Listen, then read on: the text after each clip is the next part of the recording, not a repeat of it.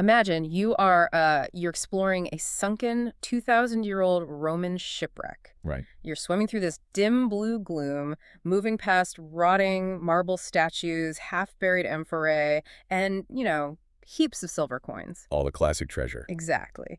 But the most valuable thing on that ship, the ultimate prize, it isn't the gold. It's this unimposing, severely corroded wooden box containing an analog computer. Yeah, a highly complex, mathematically flawless machine that just, well, it shouldn't exist for another 1,000 years. It's wise. It completely shatters the timeline of human history.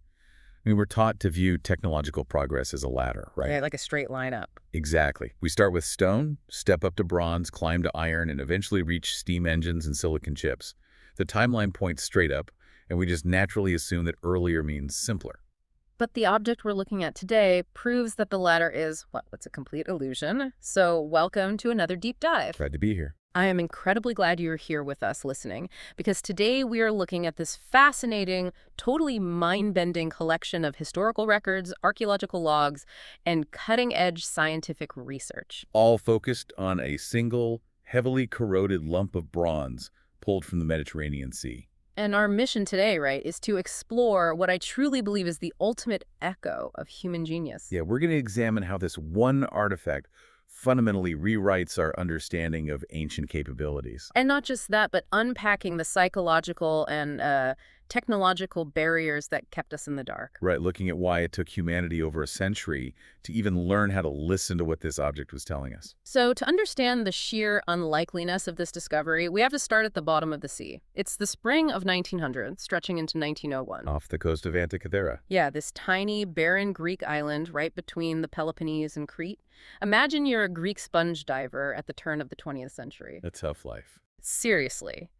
You and your crew get caught in a massive, violent Mediterranean squall, so you drop anchor on the leeward side of this rocky little island just to, survive the night. And once the storm passes, the water calms down.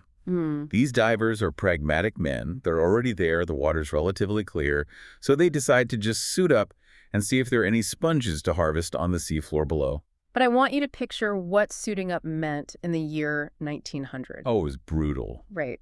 We aren't talking about modern scuba gear with lightweight tanks and neoprene. We're talking about standard diving dress. Heavy canvas suits that felt like armor. Yeah, and those massive lead-weighted boots just to drag you down, plus those incredibly heavy copper helmets with the tiny glass viewports. It was an exceptionally dangerous way to work. You were essentially sealing yourself inside a rigid metal bubble. Dropping into the abyss. Exactly. And relying entirely on a crew up on the deck of a wooden boat to manually turn a hand-cranked pump. That pump was the only thing forcing breathable air down a long, fragile rubber hose to keep you alive. It's just terrifying. So one of the divers, a guy named Elias Stadiatis, he drops through the water, descending to this punishing depth of about 150 feet. That is deep for that gear. Extremely deep. The light down there is completely different. It's dim, filtering through the water in these eerie, shifting columns of blue. The pressure on his canvas suit is immense. And he hits the sandy bottom, looks around, and suddenly he's looking at an absolute nightmare. He violently yanks on his tether, signaling the surface crew to pull him up immediately. Right, he's just panicking. Totally. They haul him onto the deck, unscrew the heavy copper helmet, and he is just completely hysterical. He's babbling to the captain about a heap of dead bodies rotting on the bottom of the sea. Women, men, and horses. Yeah, reaching up out of the sand. Which is exactly what it would look like under those specific physiological conditions. Mm-hmm. I mean, at 150 feet down, breathing compressed air, a diver experiences a phenomenon called nitrogen narcosis. So it messes with your head. Majorly. The extreme ambient pressure forces nitrogen gas from the lungs to dissolve directly into the bloodstream and, crucially, the lipid membranes of the brain. Wow. Yeah, it alters your neural synapses. It essentially acts like an anesthetic, causing a state very similar to extreme alcohol intoxication. You become disoriented, anxious, and highly prone to intense visual hallucinations. Okay, so you have a diver suffering from nitrogen narcosis alone in the dark water. But here's the wild part. The bodies he was seeing were actually there. They just weren't human? Right. They were bronze and marble statues. Elias had stumbled onto a sunken Roman-era shipwreck dating back to the 1st century BC. These beautiful, life-size human figures had just been sitting in the gloom for 2 millennia. And when classical statues sit underwater for that long, they transform, right? Absolutely. Bronze corrodes and detracts marine life. Yeah. Sponges, algae, and barnacles attach to the metal, distorting the smooth faces. And the marble, too. Yeah, marble actually gets slowly eaten away by rock-boring sea organisms. So you have these figures, half buried in the silt, covered in organic marine growth, with their features totally distorted and pitted. So to a terrified, narcotized diver in 1900, they looked exactly like decaying corpses rising from a mass grave. Exactly. The captain of the ship doesn't believe him at first, so he puts on the suit and goes down himself. He brings up a bronze arm, and suddenly it's clear what they've found. Treasure trove. But, and we really have to pause here and acknowledge this, the human cost of this discovery was terrible. The sources are uncompromising on this point. People literally died to bring this cargo to the surface. Yeah, operating at 150 feet with turn-of-the-century technology is operating at the absolute edge of human physiological endurance. The salvage operation was brutal, lasting for months under incredibly harsh conditions. Because they could only stay on the bottom for a few minutes at a time, right? Right. If they stayed any longer, the nitrogen gas dissolving into their tissues would become a lethal trap. The bends. Exactly. When you ascend from that depth, the pressure decreases. If you come up too fast, that dissolved nitrogen doesn't have time to safely off-gas through your lungs. Instead, it comes out of solution and forms literal physical bubbles inside your bloodstream and your joints. Like shaking up a soda bottle. That is the exact same physics. Shaking up a soda and suddenly twisting off the cap. The drop in pressure causes the dissolved gas to rapidly expand into bubbles. And in a human body, those nitrogen bubbles block blood vessels, tear through tissue, and lodge in the spinal cord. It causes agonizing pain. And these Greek sponge divers, they didn't understand decompression theory. They didn't have dive tables telling them how long to pause on the way up. And they certainly didn't have hyperbaric chambers on their wooden boat. No, they were just hauling themselves to the surface as fast as they could. Over the course of retrieving these artifacts, one diver suffered a catastrophic case of the bends and died. And 2 others were permanently crippled, right? Yeah. Yes, completely paralyzed from the waist down.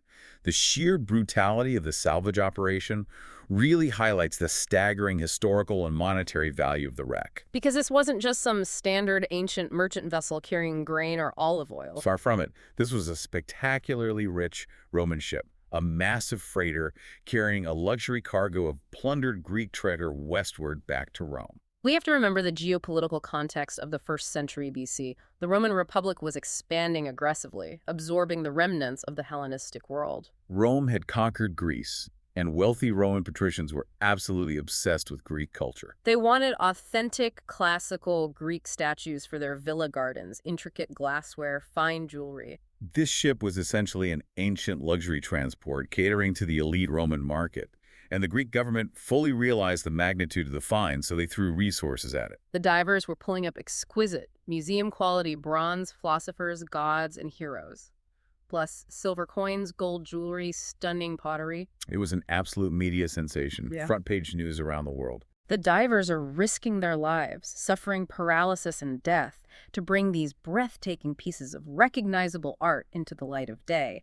But amidst all the chaos, the shouting, the marble arms, the shiny coins. The most important object on that seafloor was hauled up onto the deck, almost completely unnoticed. Which is wild. It is the ultimate recurring irony of archaeology. Wow. The artifact that is destined to rewrite the history books rarely looks like treasure. Exactly. Which brings us to the actual object. Let me describe exactly what the divers and later the museum curator saw. It wasn't shiny. It wasn't shaped like an eagle or a bust of a philosopher. Far from it. It was a shapeless, heavily corroded lump of green and gray rock, roughly the size of a shoebox. Over 2,000 years, the bronze had severely corroded and cemented itself to the surrounding sand, shells, and broken pottery. Forming what archaeologists call a concretion. Right. And it was found sitting inside the rotting remnants of a wooden case. When bronze sits in a marine environment, the salt water acts as an electrolyte. The copper in the bronze reacts with chlorides in the seawater, forming a mineral crust. The metal literally expands and fuses with the seafloor. So to the naked eye in 1901, there was absolutely zero indication that this lumpy, calcified rock was anything other than debris. None whatsoever. I think of it this way. Imagine you're exploring an ancient, forgotten vault. You finally pry open the heavy stone door, and you find the room completely filled with sparkling diamonds, flawless rubies, and towering stacks of gold bars. Okay, I'm with you. But sitting over in the corner of this vault is an old, mud-caked brick. Human instinct, our natural attentional blindness, dictates that you are going to focus entirely on the diamonds. Of course you are. You grab the gold, you aren't going to look twice at the muddy brick. And that psychological bias is exactly what dictated the initial reaction at the National Archaeological Museum in Athens. When the cargo was shipped there, the curatorial staff were just overwhelmed. They had these magnificent fragmented statues that urgently needed to be cleaned, chemically stabilized, and mounted for the public. So the art and the recognizable wealth commanded 100% of their attention. Right, because that's the fundamental purpose of a museum in 1901. You display beautiful, recognizable antiquities to an awestruck public. The shoebox-sized concretion was just cataloged as a miscellaneous bronze fragment and shoved into a drawer in a storage room. It sat there, completely ignored. And it's crucial to understand that they didn't ignore it out of laziness. They ignored it because they lacked the conceptual framework to even suspect what it might be. Because when a curator sees a marble foot, they know it's a foot. Exactly. They know its place in history.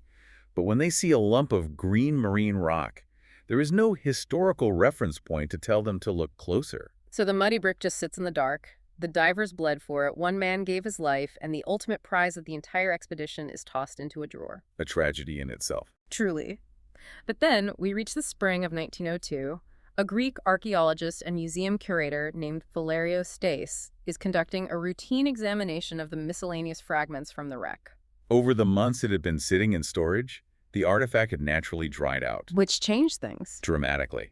The remnants of the wooden casing had shrunk and rotted further, and the physical stress of the drying process caused the bronze and calcified rock to crack open, fracturing into several smaller pieces.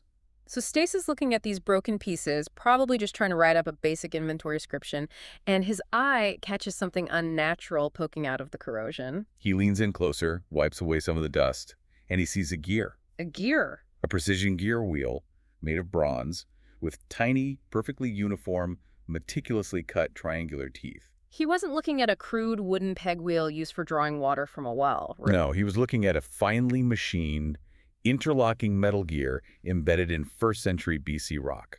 Okay, I have to pause here because I think a lot of people might hear that and wonder what the big fuss is about. We know the ancients had wheels, right? Sure they did. They had horse-drawn chariots, they had simple pulleys to lift stones for the pyramids, they had massive water wheels to grind grain. So why does finding one little bronze gear make a highly educated museum curator's heart stop beating for a second? It's an absolutely crucial distinction in the history of engineering. A wheel or a roller simply reduces friction between a moving object and the ground. A pulley just redirects the force you apply to a rope. Simple machines. Exactly. Those are fundamental, simple machines that have existed for thousands of years. But a precision gear, specifically an interlocking gear with uniform teeth designed to smoothly engage with the teeth of another gear to transmit rotational motion and calculate specific mathematical ratios that represents an entirely different universe of intellectual and manufacturing sophistication.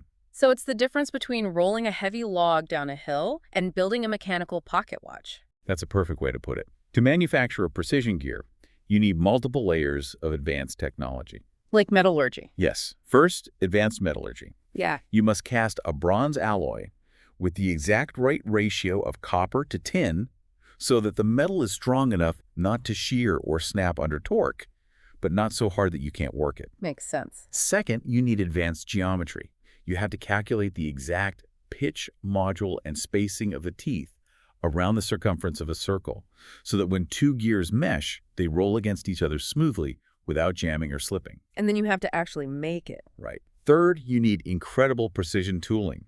Someone had to physically cut those tiny triangular teeth into the bronze with microscopic accuracy. And if we look at the historical timeline, that grand ladder of human progress we talked about earlier, when were precision interlocking metal gears supposed to have been invented? Well, here's the stark, undeniable reality of the historical record as it was understood by the brightest minds in 1902.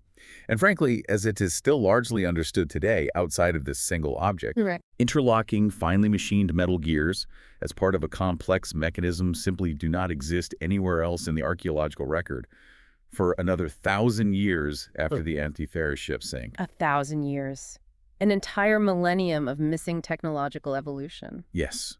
We don't see anything even approaching this level of mechanical sophistication until the development of large astronomical clocks in medieval Europe, or maybe some of the geared astrolabes of the Islamic Golden Age. But even those medieval clocks were massive, right? Like the size of entire rooms. Exactly, and made of heavy iron. This gear was small, delicate, geometrically precise, made of bronze, and it was sitting securely inside a rock that undeniably dated to the era of Julius Caesar. So finding this gear embedded in a 2,000-year-old concretion was a literal impossibility to the scholars of the time. It didn't just challenge the timeline, it completely shattered it. It did. Which leads us to a massive multi-decade clash between physical, undeniable evidence and established academic ego. It was a profound shock to the system. Valerius Stace, the curator who found it, immediately realized the gravity of what he was holding. He looked at the gear, noted the complexity, and courageously published a paper proposing that this object was some kind of ancient astronomical clock or calculating machine. I mean, he had the physical evidence literally sitting on a desk in front of him, but when he presented his findings to the global academic community, he hit an absolute impenetrable wall of disbelief. He really did. The historical and scientific establishments of the early 20th century rejected his idea almost out of hand. Why? Well, what we're seeing here is a fascinating psychological defense mechanism. When institutions are faced with a glaring anomaly that threatens to invalidate the foundational assumptions of their entire discipline, the easiest, most comfortable path is to just reject the anomaly rather than undertake the agonizing work of rewriting history. The pushback was so intense that they actually weaponized a specific term to dismiss it. I found this word deeply telling in the sources. Prochronism. Ah, yes, prochronism. It's a brilliant clinical-sounding word. It literally means something that is out of its proper time, an object that is too technologically or culturally advanced for the era in which it was found. So instead of the historian saying, wow, our entire understanding of ancient Greek engineering is fundamentally flawed and we need to rethink everything, they looked at the gear and said, this object doesn't belong here, it's a mistake. The prevailing consensus quickly solidified around a comforting narrative. The logic went like this. The ancient Greeks did not possess complex, interlocking gear trains. We know this because we never found any. Therefore, this geared mechanism cannot be ancient Greek. That's some circular logic. Totally.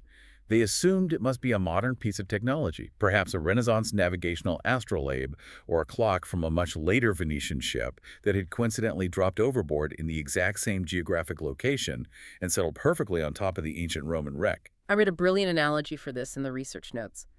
Finding this gear in that wreck was exactly like an archaeologist cracking the seal on an untouched, pristine Egyptian tomb, walking past the sarcophagus of the pharaoh, and finding a ticking mechanical pocket watch sitting on a stone table. The mind just refuses to accept that the Egyptians built the watch. Exactly. You immediately assume a grave robber dropped it there yesterday. That is precisely how disruptive it was. The Victorian trash theory became the comfort zone. It preserved the neat, linear ladder of human progress. It allowed everyone to go back to studying the marble statues without having to question their worldview. It's just a tragic irony. You have the greatest technological discovery of the ancient world, arguably the most important artifact ever pulled from the sea, and instead of investigating it, the smartest people on Earth simply chose to look away. They categorized it as an anomalous contaminant, and the mechanism was put right back on the museum shelf. And it stayed on that shelf for half a century. 50 years. For 50 years, humanity ignored the echo.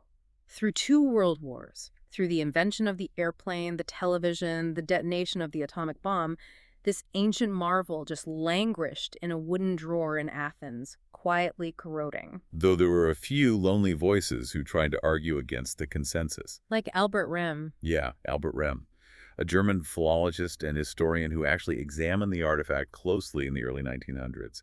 He saw the teeth on the gears, he noticed some faint ancient Greek inscriptions on the metal, and he edged incredibly close to the truth. What did he suggest? He boldly suggested it was an ancient calculating machine, perhaps related to the planetarium of Archimedes. But his work was largely ignored by the mainstream establishment. He was basically screaming the truth into the academic void, and no one was listening. This 50-year silence is a textbook example of cognitive bias. We build massive structures of knowledge, Textbooks are written, university departments are funded, and entire academic careers are built on maintaining a specific historical narrative. And when the truth is too big to be believed, institutions will almost always choose to quarantine the anomaly.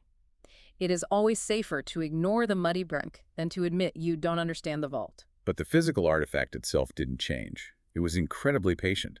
It simply had to wait until humanity advanced enough to invent the scientific tools required to finally look inside the rock. The transition from ignoring the object to actively decoding it required a monumental shift in both attitude and technology, and that transition begins in the 1950s. Right. The artifact has been sitting in the dark, and we finally get our first relay runner of the modern era.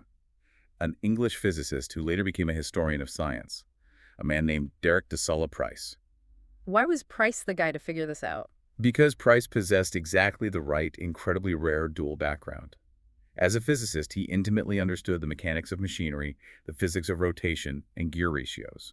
But because he was a historian, he understood the context of ancient scientific instruments. So he decides to take the artifact seriously. He doesn't dismiss it as a prochronism. No, he approaches it with the radical assumption that it is exactly as old as the first-century shipwreck it came from, and he sets out to prove it. But I want to pause here and look at the physical reality of what Price was facing.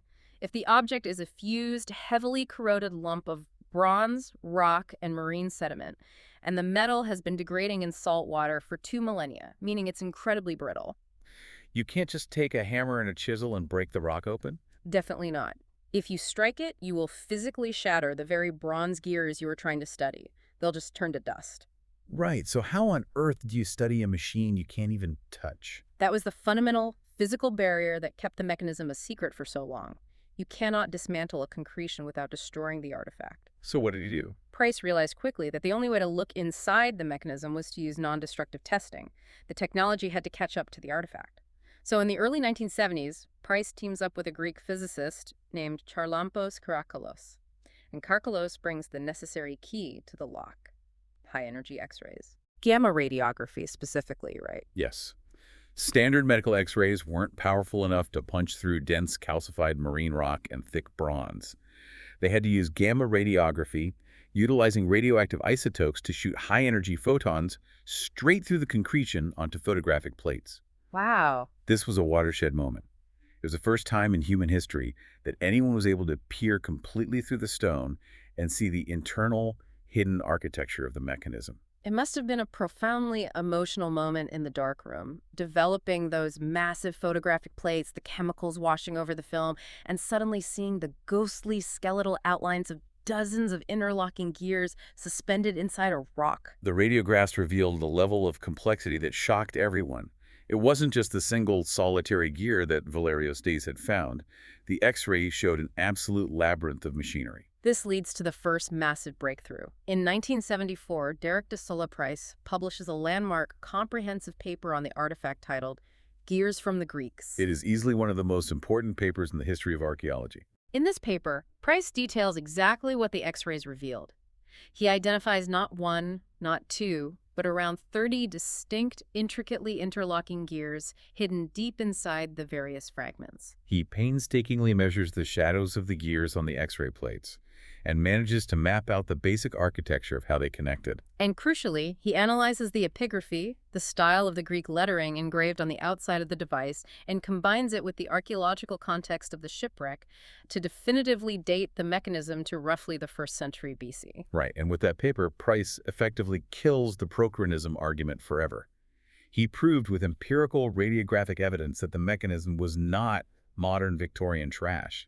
It was an authentic, staggeringly complex 2,000-year-old machine. But the conclusion he draws at the end of the paper is the part that still sends shivers down my spine today. He looks at this dense network of 30 gears, he analyzes the mathematical ratios of the teeth, and he astonishingly, boldly calls it an ancient Greek computer. It sounds like sensationalism, but mechanically and mathematically, it's the most accurate term available. To be clear, we are not talking about a digital computer with a screen and binary code. No. The Antikythera mechanism is an analog computer. Right. And an analog computer is a physical device that uses continuous variable physical quantities, in this case, the precise rotation of interlocking bronze gears to model, simulate, and solve complex mathematical problems. Price established it beyond a shadow of a doubt. as the oldest known analog computer in human existence. And he beat the previous record holder by a margin of 1,000 years. It was a monumental triumph of deduction. But as revolutionary as Price's work was, we really have to look at the severe limitations of the technology he was using. This is a critical nuance in the story of the decoding. Price was absolutely right about the general shape of the machine, the era it was built in, and its fundamental function as an astronomical calculating device. But the gamma radiography of the 1970s could only take him so far. So some of his conclusions were wrong. Yeah, some of his specific granular conclusions about how the gears fit together were actually incorrect. Why is that? If an X-ray shows you what's inside, why couldn't he figure it out perfectly? Well, think about the physics of how a standard 2D X-ray works. It takes a three-dimensional object and forcibly compresses all of its internal structures into a single, flat, two-dimensional image. Oh, I see. So when you take a 2D X-ray of a highly complex machine that has dozens of gears layered tightly on top of each other, and all of those gears have been smashed, distorted, and fused together by thousands of years of tectonic shifts on the seafloor, the resulting image is a chaotic, impenetrable jumble of overlapping shadows. The best analogy I found for this is trying to read a book where all the pages are completely saturated with a thick glue and stuck together into a solid block. That's a great way to visualize it. You take a massively powerful flashlight and shine it entirely through the block of glued pages. You can see the dark shadows of the ink inside, but you are seeing all the letters on all the pages at the exact same time, overlapping and crisscrossing each other. Exactly. It's physically impossible to tell which letter belongs to page 10 and which letter belongs to page 50. That perfectly describes Price's problem. He could see the gears, but to understand what an analog computer is calculating, you have to know the exact gear ratio. You have to know exactly how many teeth are on gear A and how many are on gear B. If a 50-tooth gear drives a 25-tooth gear, the second gear turns exactly twice as fast. That ratio is the math. But because the shadow of one gear was obscuring the teeth of the gear behind it, Price couldn't accurately count them. He made some brilliant, highly educated guesses, but if you miscount the teeth by even one or two, your understanding of the mathematical ratio and therefore what the machine is actually modeling will be fundamentally wrong. So to read the rest of the book, to digitally unglue those pages and count the teeth perfectly, humanity would have to wait for the invention of entirely new space-age technologies, which takes us right out of the 20th century and squarely into the 21st. The relay baton of science is passed once again. We jump forward to the mid-2000s, specifically 2005 and 2006. A new, massive, international, multidisciplinary team takes over the investigation. They call themselves the Antikythera Mechanism Research Project, or AMRP. And this wasn't just a couple of historians in a basement. This was a heavily funded coalition of observational astronomers, mathematicians, computer scientists, mechanical engineers, and classical archaeologists drawn from institutions all over the world. They knew Price's 2D X-rays were inadequate. They realized that to solve the mathematical riddle of the mechanism, they needed to be able to see it in 3 perfect dimensions, and they needed to do it without physically touching the fragile bronze. So they decided to bring in the heavy artillery. First, they use advanced digital surface imaging. Which is fascinating in itself. Yeah. They take a dome covered in dozens of high-powered LED lights, place it over the fragments, and take hundreds of photos with the light hitting the surface from different, highly specific angles. A computer program then merges these photos, stripping away the visual distraction of the green corrosion and allowing them to read incredibly faint, worn-away text on the surface that is completely invisible to the naked eye. But the surface imaging was just the start. The true game changer, the technological leap that finally cracked the code, was high-resolution 3D X-ray computed tomography. CT scanning. But this presented an immediate logistical nightmare. By 2005, the mechanism's fragments were considered so historically priceless and so physically fragile that the Greek government explicitly forbade them from ever leaving the National Archaeological Museum in Athens. Right, you couldn't just pack them in a foam box and drive them to a hospital to use a medical CT scanner. Exactly. The mountain had to come to Muhammad. The AMRP partnered with a British company called X-Tech Systems, which specialized in industrial scanning. X-Tech actually had to design and custom build an entirely new, massive, microfocus CT scanner, specifically for this one project. It was an 8-ton machine, heavily shielded with lead. They literally had to take the doors off the museum in Athens and reinforce the floors just to truck this massive piece of machinery into the gallery. It was a massive undertaking. I want to make sure we clearly explain why this extreme effort was necessary. We already had Price's 2D X-rays. What makes a 3D microfocus CT scanner the holy grail for deciphering this specific object? It comes down to how a CT scanner manipulates data. A CT scanner doesn't just take one flat picture. It shoots a microscopic, highly focused beam of X-rays at the object, and then it physically rotates the object 360 degrees, taking thousands upon thousands of individual X-ray projections from every conceivable angle. Okay. Then, a massive computer algorithm takes those thousands of 2D images and synthesizes them into a highly detailed three-dimensional volume. It creates a perfect digital replica of the inside of the rock using data points called voxels. It builds a virtual matrix of the artifact. Exactly. Yeah.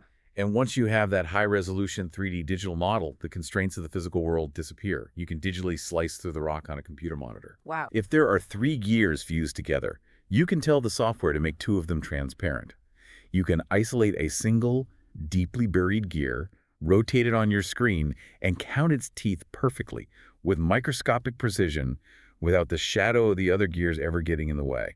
It allowed researchers to non-destructively peel back the layers of corrosion and sediment for all 82 surviving fragments. It is basically digital magic. They successfully unglued the pages of the book, and the results of doing this were absolutely staggering, way beyond just getting a better look at the gears, because when they looked at those high-resolution digital slices, they didn't just find clearer teeth. No, they found something even better. Hidden beneath the calcified rock, on the protective bronze plates that once covered the gears, they found thousands of tiny, perfectly engraved words. The hidden inscriptions. Yes.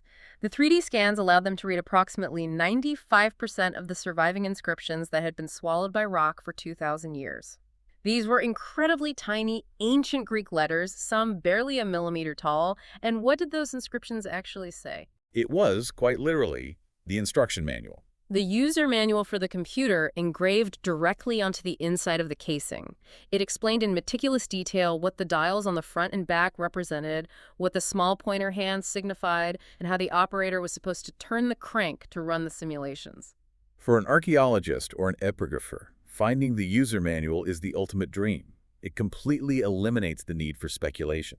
Because before the scans, researchers had to look at a gear ratio, say, a 19-tooth gear driving a 235-tooth gear, and try to guess what astronomical cycle that math represented. But with the inscriptions, the machine literally tells you, in ancient Greek text, exactly what cosmic function it's calculating. This combination of flawless 3D gear mapping and the translated user manual allowed the team to finally reconstruct the complex gear trains with absolute certainty. It proved definitively that the Antikythera mechanism wasn't a clock for telling the time of day, and it wasn't a navigational astrolabe for ships.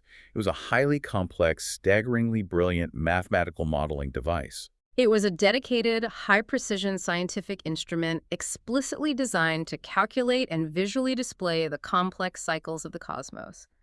Which brings us to the most exciting part of this entire story. What did this shoebox-sized lump of bronze actually do? Oh, it was incredible. Because when you look at the verified functions this machine was performing in the year 100 BC, it genuinely sounds like science fiction. It's a true masterpiece of mechanical engineering.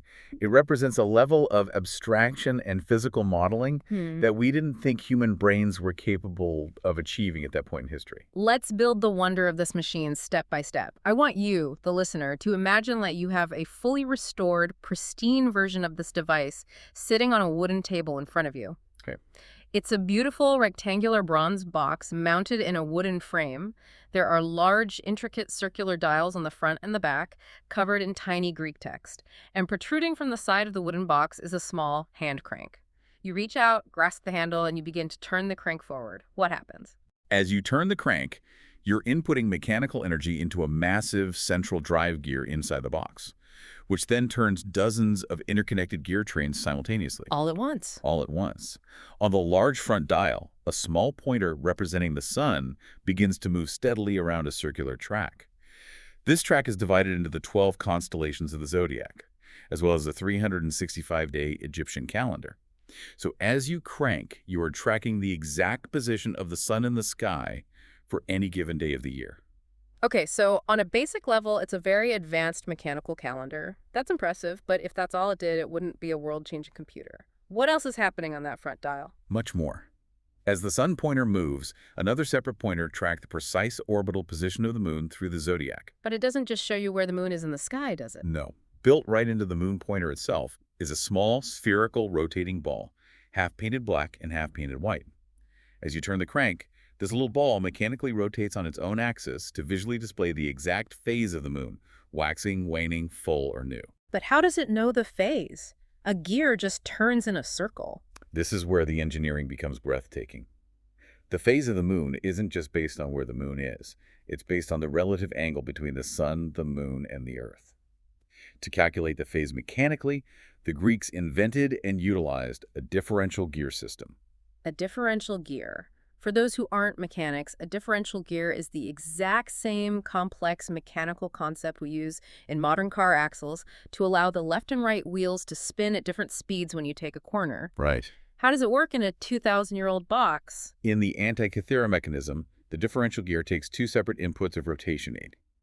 The gear turning the sun pointer and the gear turning the moon pointer, and it mathematically subtracts one from the other. It does math mechanically. Exactly. The resulting mechanical output, the difference between their speeds, drives a tiny shaft that spins the little painted ball. It is physically calculating a geometric subtraction problem in real time, using bronze teeth, to show you exactly how much of the moon is illuminated by the sun. That alone is mind-blowing. The concept of a differential gear existing in antiquity rewrites the history of mechanical engineering. But we are just getting started. Let's keep turning the crank on the side of the box and look at the large dials on the back of the device. The dials on the back are spiral-shaped, like the groove of a vinyl record, and they are dedicated to tracking massive, complex, long-term astronomical cycles. The upper back dial tracks something called the Metonic cycle. Explain the Metonic cycle, because this is where the math gets really heavy. Ancient cultures struggled constantly to align their lunar calendars based on the phases of the moon with the solar year, which dictates the seasons in agriculture. Right, because a solar year doesn't divide evenly into lunar months. It's messy. Very messy. But the Metonic cycle, named after an ancient astronomer, is a mathematical resonance. It observes that exactly 19 solar years is almost perfectly equal to 235 lunar months. If you track 235 lunar months, the sun and the moon will return to the exact same starting positions in the sky. The upper spiral dial on the mechanism has exactly 235 distinct sections carved into it, representing those months, driven by a highly complex gear train calculating that exact 19-year ratio. It's an astoundingly precise calendrical calculator. And below that Metonic dial, Below that is perhaps the most ominous, powerful, and mathematically complex function of the entire machine. The lower back spiral dial tracks the Saros cycle. the eclipse predictor. Yes, the Saros cycle is an astronomical period of roughly 18 years, 11 days, and 8 hours. It is based on a harmonic resonance between 3 different lunar orbital periods. Without getting bogged down in ordinal mechanics, the Saros cycle allows you to predict when the sun, the earth, and the moon will perfectly align to cast a shadow. So by tuning the hand crank and watching the pointer move along the 223 divisions of the Saros spiral, you could look ahead and know exactly which month the solar or lunar eclipse was going to happen, decades in advance. And it wasn't just a general guess. The inscriptions they read on the CT scans showed specific glyphs next to the eclipse months. The machine literally told the operator whether it would be a solar or lunar eclipse, what hour of the day it would occur, and even what color the moon would appear during the eclipse, which was incredibly important for ancient religious omens. I want to pause and truly reflect on that. You are a human being living in the year 100 BC. You live in a world without electricity, without telescopes, without the germ theory of disease. The night sky is the domain of capricious gods. Yes. But you possess a bronze box that fits comfortably in your arms. And by simply turning a wooden handle, you possess the power to definitively state that the sun will turn black in the sky exactly 30 years from now at 3 in the afternoon. That is power. That is almost godlike. It is the mathematical predictability of the universe made tangible, physical, and portable. It brings the terrifying vastness of the cosmos down into the palm of your hand. And it wasn't just cold, hard astronomy either. One of my absolute favorite details about this machine is how beautifully, profoundly Greek it is. Connected to the main central gear train, there was a smaller, simple subdial. The Olympiad dial. Yeah. It didn't track stars or the sun or eclipses. It tracked the 4-year Panhellenic game cycle. It had a specific, finely calibrated pointer just to tell you which of the major athletic games, including the Olympics, were scheduled to happen that year. It is a stunning conceptual feature. It completely bridges the gap between the majestic, eternal movements of the heavens and the civic, cultural, very human life of the people who built it. The cosmos and their culture were literally geared together, driven by the same crank. But wait, what about the rest of the solar system? We've talked about the sun and the moon. What about the planets? Well, this is where we get into the incredibly likely, though partially inferred, capabilities of the machine based on modern reconstructions. We have to remember that the front of the device suffered the most physical damage in the shipwreck and the subsequent corrosion. So the specific gears that would have driven the planets are lost. Yes. However, the translated inscriptions that use our manual heavily and explicitly imply them. The text clearly references the movements and stations of the planets. So they know it must have tracked them because the manual tells them how to read it? Exactly. Most researchers are absolutely convinced, based on the text and the available physical space inside the reconstructed front casing, that the mechanism also utilized complex gear trains to display the positions of the 5 planets known to the ancients: Mercury, Venus, Mars, Jupiter, and Saturn. And calculating planetary motion from the perspective of Earth is a nightmare because of retrograde motion. Sometimes the planets appear to stop in the sky, move backward for a few weeks, and then move forward again. How do you model retrograde motion with perfectly round gears that only spin in one direction? The Greeks solved this using epicyclic gearing, often called planetary gears. Think of a teacup ride at an amusement park. Okay, teacups. The giant main platform of the ride spins in a slow circle, but your individual teacup is mounted on a secondary axis, and it is spinning rapidly on its own, independent of the main platform. Right. If you trace the path of your teacup relative to someone standing still outside the ride, you are making loops.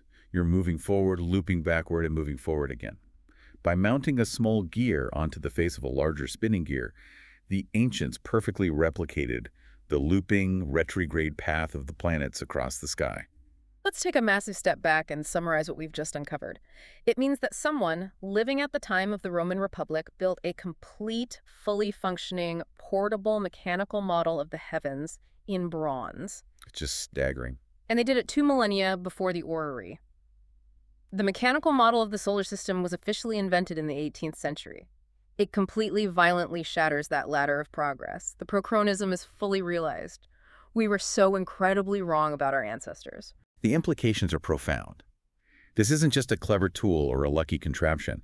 It is a monumental mathematical, astronomical, and engineering achievement. It proves, without a shadow of a doubt, that the ancients were not simpler than us.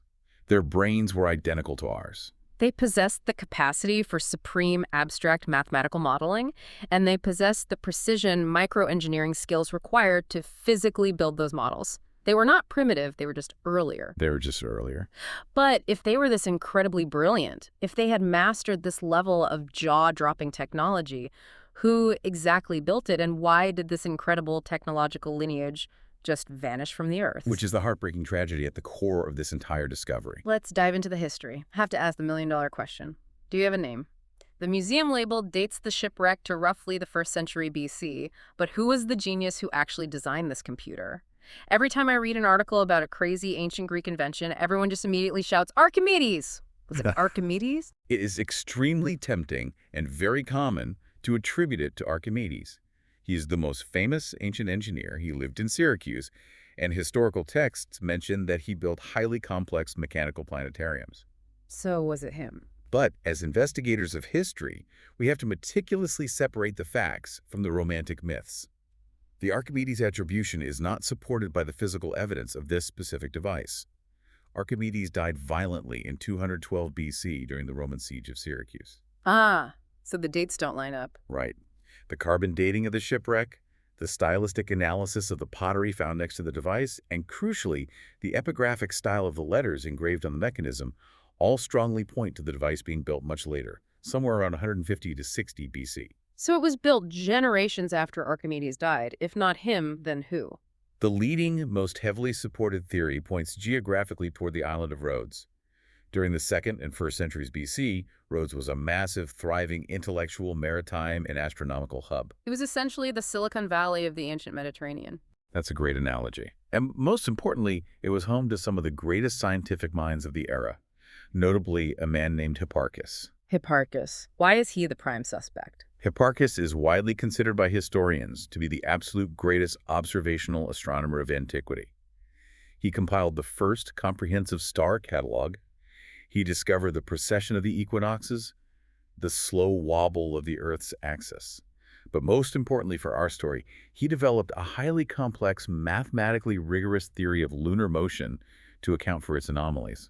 Right, because the moon doesn't orbit the Earth in a perfect circle at a constant speed. It orbits in an ellipse. So when it's closer to the Earth at perigee, it moves faster across the sky. When it's further away at apogee, it appears to slow down. Exactly. How could an ancient Greek possibly model a changing variable speed using perfectly round constant speed gears? This is where the mechanical genius reaches its absolute zenith. The Antikythera mechanism actually models that anomalous changing linear speed using a microscopic pin and slot epicyclic gear system. How does that work? One gear has a small pin sticking out of it. This pin rests inside a small elongated slot cut into a second gear lying right on top of it. Because the two gears revolve around slightly different off-center axes, as they turn, the pin slides back and forth within the slot. Which physically accelerates and decelerates the rotation of the top gear. Yes. It creates a variable output speed from a constant input speed. It is a stroke of unparalleled mechanical genius. And the mathematics physically encoded into the tooth counts of those specific bronze gears perfectly, flawlessly match the exact astronomical theories that Hipparchus was developing at the exact same time, likely on the exact same island. So it was him or his team. He may not have possessed the metallurgical skills to cast and cut the bronze himself, but it is overwhelmingly likely that his school, his intellectual lineage, designed the brilliant math that powered the machine. That grounds the artifact so beautifully in real, verifiable human history. It was built by a brilliant astronomer applying geometry and a master bronze worker filing tiny teeth by hand. Which makes me want to give a very quick, very firm dismissal to the fringe theories out there. Because anytime an artifact this advanced is discovered, you immediately get the ancient aliens crowd flooding the internet, claiming that humans and togas couldn't possibly have built a computer, so it must be reverse-engineered extraterrestrial technology. It's a very common, very profitable, and deeply flawed reaction to historical anomalies. It really is. I think it shows how inherently prone we are to denying the genius of our own ancestors. When we see something that challenges our modern ego, that breaks our comforting linear ladder of progress, we lazily try to attribute their immense hard work to outside forces, to magic, or to aliens. It's a disservice to humanity. The true story of human ingenuity, a Greek astronomer staring at the moon and an artisan spending years calculating gear ratios, is infinitely more astonishing, more difficult, and more beautiful than any alien myth. It is entirely wonderfully human. And furthermore, we know with absolute certainty that this wasn't an isolated magical artifact or a one-off stroke of impossible luck, because we have a fascinating corroborating historical detail from the Roman writer Cicero. This is the clue that changes the entire context of the mechanism. Tell us about Cicero. Cicero, the famous Roman statesman and philosopher, was writing in the 1st century BC, the exact same era that the Antikythera ship was sailing and sinking. And in his writings, he casually describes seeing similar geared astronomical calculating devices. Similar devices. Plural. Plural. He wrote about a device built long ago by Archimedes that mechanically modeled the motions of the sun, moon, and planets. But more importantly, he wrote about another contemporary device built by his friend, a Stoic philosopher named Posidonius. And Posidonius just happened to live and run a school on the island of Rhodes. The exact same island connected to Hipparchus and the mechanism's math. Precisely. Cicero explicitly writes that Posidonius' device reproduced the same exact movements of the sun, moon, and planets that take place in the heavens day and night. Wow. So if Cicero personally saw other devices and wrote about them in a way that suggests they were known, high-end scientific instruments possessed by the elite, then the Antikythera mechanism wasn't a solitary prototype that some mad genius built alone in a cave and then died. Absolutely not. It proves that the mechanism was the product of an established, robust, highly evolved tradition of high-tech craft. There was a lineage of these machines spanning centuries. Entire workshops? There were dedicated workshops, there were master engineers, and there were young apprentices learning how to calculate epicyclic gear trains and cast bronze alloys. It was an entire thriving industry of precision engineering. Which highlights the absolute crushing tragedy of this entire story. This level of geared sophistication, this entire thriving industry of precision engineering, vanishes entirely and completely from the historical record for over 1,000 years. It doesn't reappear until the massive iron clockwork of medieval cathedrals. It just disappears. Where did it go? How does humanity manage to lose the computer? You lose it to the brutally unforgiving realities of economics and the chaotic collapse of complex societal systems. The reason we don't have the incredible machines that Cicero wrote about, the reason we don't have Posidonius' device, comes down entirely to the nature of the physical material they were made from. Bronze. Because bronze is valuable. It is highly valuable and incredibly versatile. Bronze is an alloy, primarily of copper and tin. Unlike fired clay or carved marble, which are useless once broken, bronze can be melted down in a furnace and reused infinitely. Right, so when things get bad. When the Pax Romana ended, when the Roman Empire began to fracture and slowly collapse, when supply chains broke down, economies crashed, and cities were sacked by invading armies, the priorities of humanity shifted drastically from intellectual curiosity to brutal survival. Because when barbarians are at the gates, an intricate 30-gear astronomical modeling machine isn't seen as a priceless repository of cosmic scientific knowledge. No. It is seen as 50 pounds of high-quality, pre-refined scrap metal. They melted down the ancient computers to make swords, or spearheads, or simple cooking pots. Yes, these intricate machines were completely, systematically scavenged. And because the physical devices were tossed into the furnaces, the tangible proof of the technology was erased. Without the physical machines to study, the incredibly complex mathematical and engineering knowledge required to build them was dispersed, not passed down to the next generation of apprentices, and entirely forgotten. The workshops closed. The tradition simply died. It's just devastating to think about. Centuries of compounded human genius completely erased by the furnace and the sword. Which brings us to the profound twist of fate in our story, because the only reason we have this single solitary mechanism today, the only reason we know this technology ever existed is because of a disaster. The storm off the coast of Antikythera. The ultimate irony of the Antikythera mechanism is that it survived precisely because it was lost. Because that overloaded Roman luxury cargo ship got caught in a violent squall, smashed against the submerged rocks, and sank to the bottom of the sea at 150 feet. It was placed completely out of the reach of human hands. For 2,000 years, no invading army, no desperate blacksmith, no looter, and no emperor could get their hands on it to scrap the bronze. The unforgiving sea protected it from human recycling. The concretion that formed around it, the very rock that made it so difficult to study, was the armor that saved the gears from corroding completely away. It was saved by sinking. And what's truly wonderful, what makes this an ongoing detective story rather than just a history lesson, is that the decoding didn't end in 2006 with those CT scans. The research is alive and accelerating right up to this very moment. Not by a long shot. The complexity of the machine continues to draw the brightest minds. As recently as the 2020s, a dedicated research team at University College London UCL published a massive groundbreaking study. What do they do? They used the high-resolution CT scan data of the surviving fragments, combined with ancient Greek mathematical methods described by philosophers like Parmenides, to theoretically reconstruct the entirely lost front section of the mechanism. They built the first complete, fully functioning mechanical model that perfectly accounts for all the physical evidence, the gear spacings, and the translated inscriptions. So we are finally, after 2 millennia, seeing the machine operate exactly as the ancient engineers meant for it to be seen. Yes. But it's not just archaeologists and classical historians working on it anymore. The mystery of the bronze has attracted astronomers and physicists who are using tools originally built for the deepest mysteries of the universe. This blew my mind. It is, in my opinion, one of the most fascinating modern developments in the study of the mechanism. Researchers at the University of Glasgow recently applied highly advanced statistical modeling techniques to one of the most damaged parts of the mechanism. But they didn't just use standard statistics. They used Bayesian analysis techniques that were originally designed by the LEGO project. Wait, LIGO. As in the Laser Interferometer Gravitational Wave Observatory.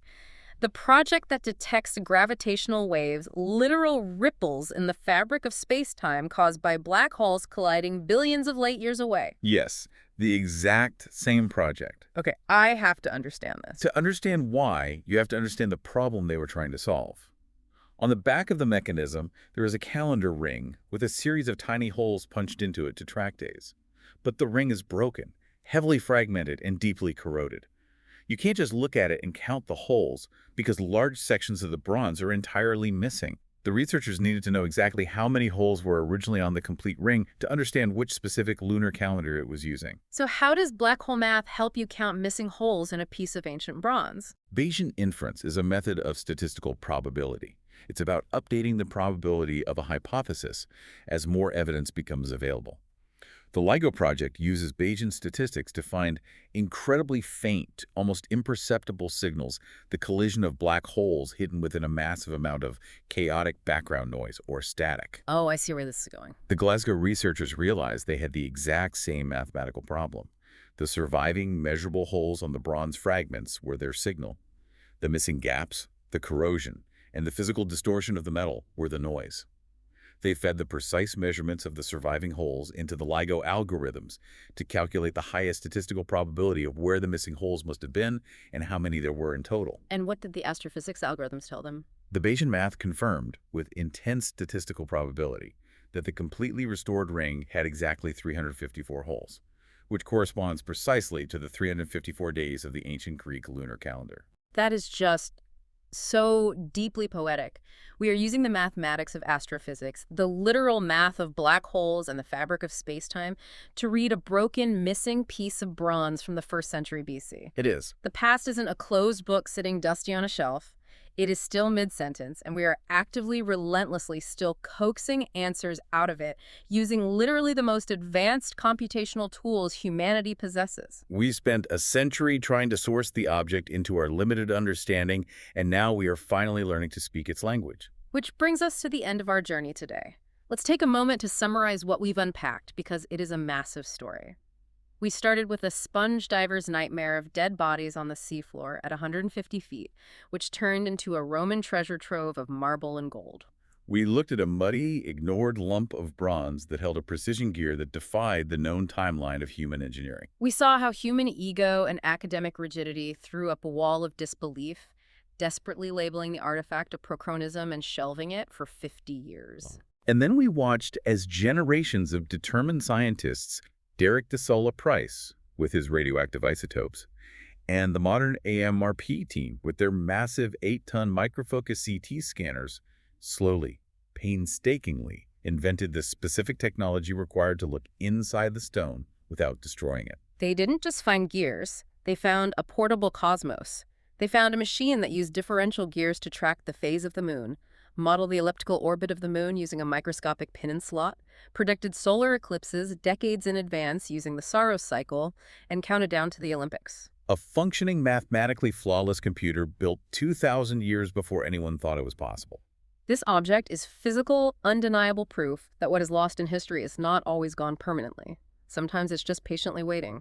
It took humanity over 100 years and every imaging technology we could invent just to learn how to read something we already possessed in a museum drawer. It forces a profound, necessary reevaluation of who we are, the linearity of human progress, and the staggering capabilities of the minds that came before us. It really does.